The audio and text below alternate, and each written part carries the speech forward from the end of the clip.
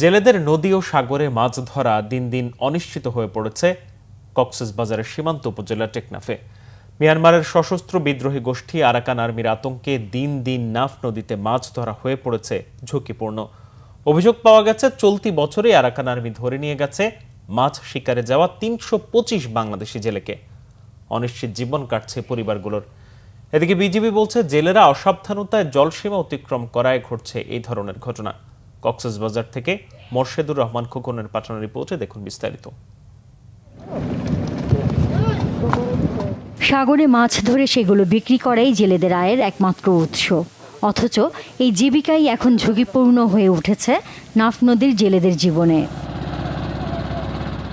অভিযোগ পাওয়া গেছে, কিছুদিন আগেই টেকনাফ সেন্ট মার্টিনের কাছাকাছি সাগর থেকে 4টি ট্রলার সহ অন্তত 25 জেলেকে ধরে নিয়ে গেছে আরাকান আর্মি। এ নিয়ে গেল এক বছরে আরাকান আর্মি 325 জেলেকে ধরে নিয়ে যায়।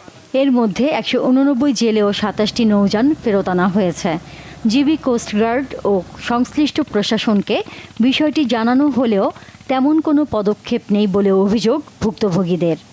এদিকে দুশ্চিন্তা আর অনিশ্চয়তার জীবন কাটছে আরাকান আর্মির হাতে আটকে পড়া জেলেদের পরিবারগুলোর।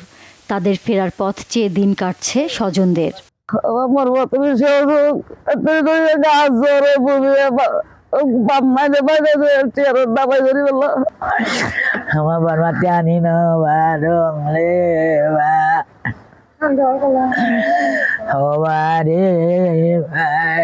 ওই অবশ্যই থাকবে, যখন আরাকান আর্মি এখানে আসে বাংলাদেশের সীমান্তরে ধাওয়া করে নিয়ে যাচ্ছে, লোক জেলেদেরকে ধাওয়া করতেছে, বিভিন্ন ধরনের হুমকির মুখে আছি, তাও কি করব, পেটের জ্বালাতে অবশ্যই মাছ আহরণ করতে হচ্ছে।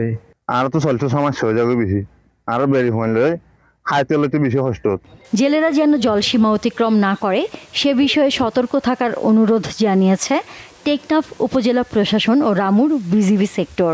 ধরে নিয়ে যাওয়া জেলেদের দ্রুতই ফেরত আনার প্রক্রিয়া চলছে বলেও আশ্বাস সংশ্লিষ্ট কর্মকর্তাদের।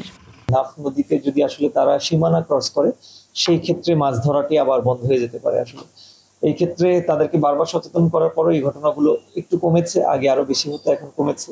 যে 5 জনের ঘটনা আপনি বলেছেন সেটির সত্যতা আমরা জানি, সেটা আমরা জানি। আমরা ইতিমধ্যে সেগুলো সীমান্ত রক্ষা বাহিনী এবং কোস্টগার্ডকে জানিয়েছি।